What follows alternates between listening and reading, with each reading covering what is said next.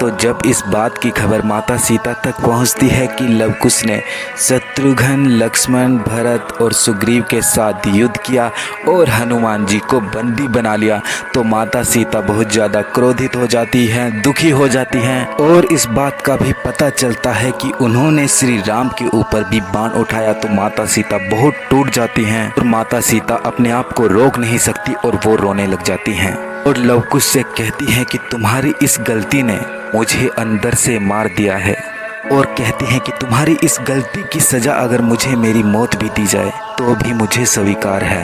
और माता सीता लव कुश से यह बता देते हैं कि श्री राम तुम्हारे पिता हैं।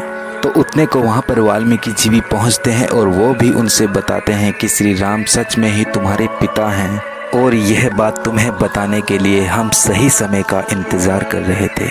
और वाल्मीकि जी लव कुश से कहते हैं कि माता सीता तो अब लव कुश वाल्मीकि जी के कहने पर माता सीता के पवित्र होने का गीत अयोध्या के हर नगर में गाना शुरू कर देते हैं, जिसे सुनकर कि सभी लोगों के आंखों में आंसू आ जाते हैं। सभी प्रजा को अपनी गलती का एहसास होना शुरू हो जाता है कि बेकसूर सीता को वनवास उन्होंने क्यों दिलवाया। अब प्रजा आपस में यह बात करना शुरू कर देती है कि माता सीता को वापस अयोध्या बुलाने की मांग श्री राम से की जाए। जब यह खबर श्री राम तक पहुंचती है तो श्री राम अपने सेवक से पूछता है कि क्या सभी प्रजा सीता को वापस बुलवाना चाहती है, तो उनका सेवक बोलता है कि अभी प्रजा बची हुई है जिन्होंने यह गीत नहीं सुना। तो उसके बाद श्री राम लव कुश को अपने दरबार में बुलाते हैं। अब जब लव कुश श्री राम के सामने पहुंचते हैं, लव और कुश अब श्री राम को जब प्रणाम करते हैं तो उसके बाद उन दोनों के आंखों में आंसू आ जाते हैं। तो अब लव कुश श्री राम के सामने आते हैं, श्री राम को प्रणाम करते हैं, तो उन दोनों के आंखों से आंसू आ जाते हैं। श्री राम उनको गले लगाते हैं, उनके सर पर अपना हाथ रखते हैं। श्री राम को भी यह समझ नहीं आ रहा था कि ना जाने क्यों मैं इन दोनों के प्यार के मोह में बंध रहा हूँ। अब श्री राम उनको रामायण की गाथा सुनाने के लिए कहते हैं। लव कुश श्री राम को सब कुछ बताते हैं कि वाल्मीकि जी ने के पूरे चरित्र पर रामायण लिखी है, जिसको कि हम दोनों गा गा कर सुनाते हैं। और वह श्री राम से कहते हैं कि अगर हम इसको सुनाएंगे तो हमें बहुत दिन लग जाएंगे।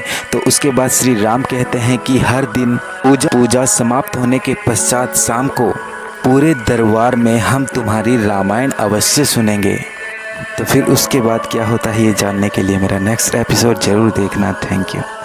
तो अब यह खबर सभी प्रजा को भी पता चलती है और माता सीता को भी पता चलती है कि श्री राम ने लव कुश को वाल्मीकि जी द्वारा रचित रामायण सुनाने को पूरे दरबार में कहा है, जिसे सुनकर कि माता सीता भी बहुत ज़्यादा प्रसन्न हो जाती हैं। तो अब शाम के समय में श्री राम लव कुश को दरबार में आने की आज्ञा देते हैं।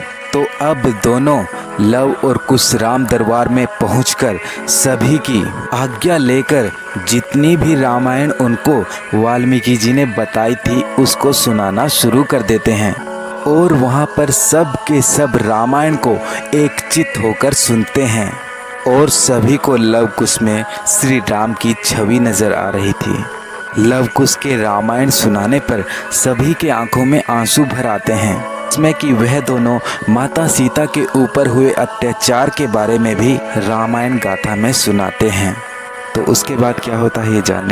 तो अब लव कुश रामायण गायन में ये सब भी बताते हैं कि अयोध्या से जाने के बाद माता सीता कैसे रहते थे, कितने कठिनाइयों का सामना करते थे, किस तरह अपने बच्चों की परवरिश करते थे, किस तरह चक्की चलाते थे, पानी भरा करते थे, लकड़ियाँ काट कर जंगल से किस तरह लाया करते थे, और साथ में अपने छोटे छोटे बच्चों का भी ख्याल रखा करते थे।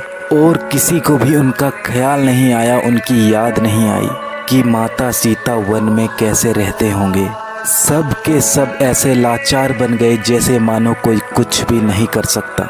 गुनाह होने के बाद भी कोई भी उनकी मदद ना कर सका। उनको ऐसा समझा गया ना जाने उन्होंने कितना बड़ा गुनाह किया हो, और ना जाने अकेले उन्होंने किस तरह से अपने बच्चों को शिक्षा प्राप्त करवाई। तो अब आगे क्या होता है ये जानने के लिए मेरा नेक्स्ट एपिसोड